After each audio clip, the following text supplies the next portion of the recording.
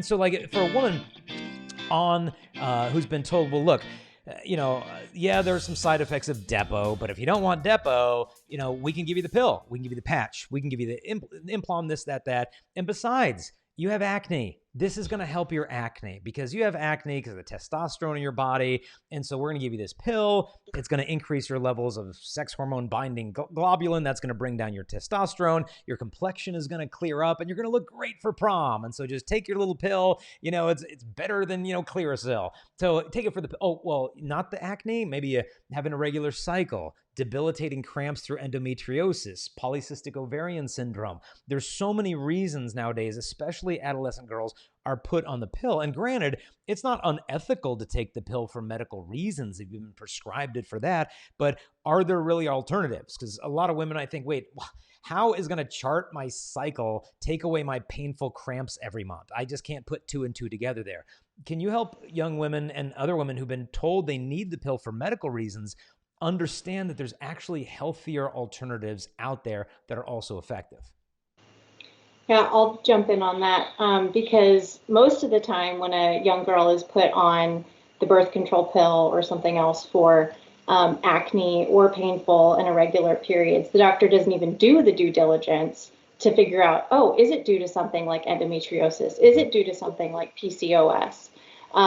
They don't even get that far. They just see, oh, irregular periods, acne, the pill. That's gonna solve it. And that's, part of the reason why it can take up to a decade for a young woman to actually get a diagnosis of something like endometriosis or PCOS, because she's just been given this Band-Aid solution as a young woman or a teen girl and sent on her merry way.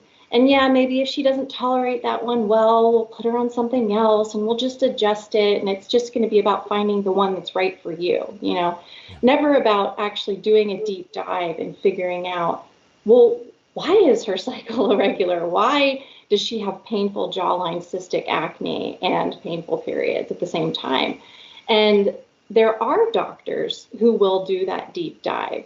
And one of the first steps, one of the best tools in their arsenal is your cycle chart, because there are some telltale signs when you chart your menstrual cycle every month of certain abnormal, hormonal deficiencies or abnormalities that are, really kind of the starting points for a restorative reproductive medical doctor, someone like a NAPRO provider, NAPRO technology, or some other form of restorative reproductive medical care, who can look at your charts and then, along with some different diagnostic testing, blood testing, ultrasounds, even surgical exploration, can actually get to the bottom of why women are having the issues that they are having with their cycles, why they're experiencing infertility if they're older and they're trying to get pregnant and they have this history of painful cycles that they've been on the pill for decades.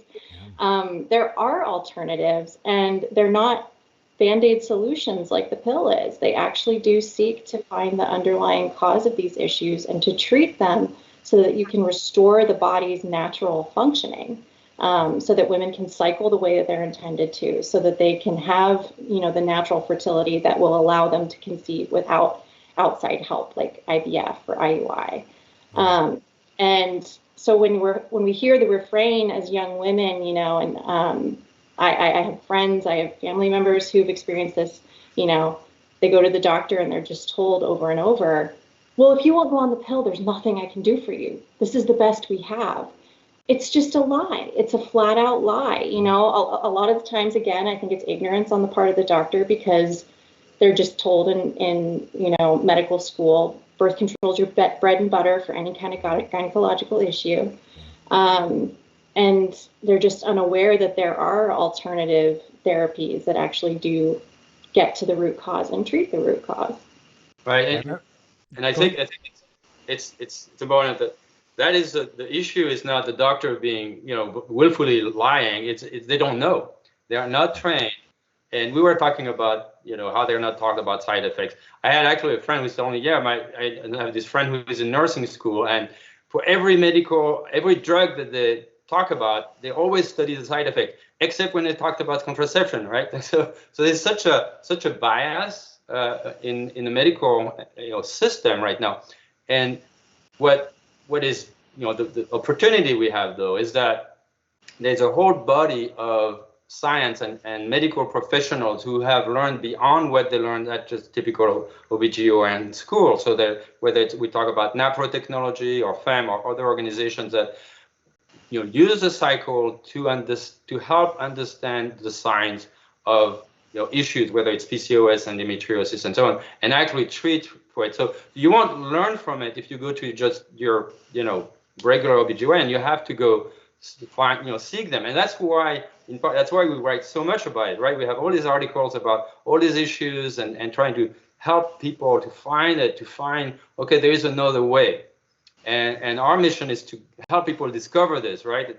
Go to naturalwomanhood.org and you look up PCOS and you'll find 10 or 20 articles that explain what you can do, or endometriosis, or irregular cycle, and so on. So that's really important.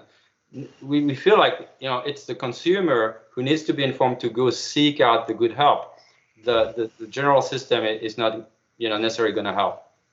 Yeah, two thoughts that came to mind while you guys were talking is one, in terms of the ignorance of the doctors. I remember tying this into Depo-Provera a couple of years ago. Pfizer Pharmaceuticals, makes Depo, got sued by the federal government for millions of dollars for corrupt drug promotion to the physicians, because the pharmaceutical sales reps, typically they meet with the doctors in the office and say, hey, we've got this new drug and here's the peer-reviewed research and sign off here, and then now we can start supplying you this drug. But Pfizer was going way beyond that. They were actually funding the pharmaceutical sales reps to take the doctors on vacations to these resorts of like, here, you're going to get a resort, Cabo San Lucas. You're going to get, 2 rounds of golf, 36 holes. You're going to get massages, and giving them all of these perks while buttering them up to sign on the dotted line to start distributing these drugs. So Pfizer got caught with all these illegal drug promotion tactics.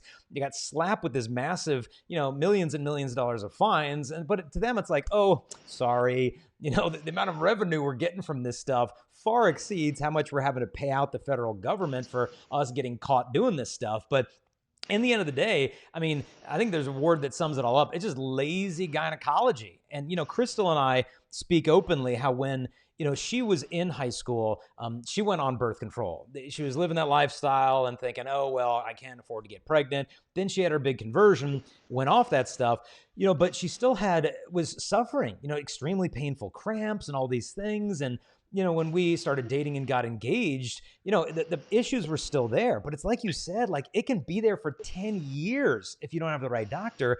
And then I had heard about Dr. Thomas Hilger's, out with NAPRO technology. So I'm like, we went to 4 doctors in a row and they're all like pill, pill, pill, pill, pill. Some even told us as an engaged couple, if you don't go on the pill, your fertility is at risk and you might not ever be able to have kids if you don't treat this, with the pill. But that didn't sit well with us. We went out to Dr. Hilger's. He had her start charting. And sure enough, he did the homework. He did the ultrasound. He got us charting and figured out, okay, here we're dealing with ovarian cysts. We're dealing here with endometriosis. And he treated her. She had it was real severe, had a laparoscopy, but took care of it in one day. We were home from the hospital the same day, and it's never came back. Fertility's never been an issue. We've been blessed with 8 children. And, here's a doctor who literally has the Blessed Sacrament in a chapel in his doctor's office.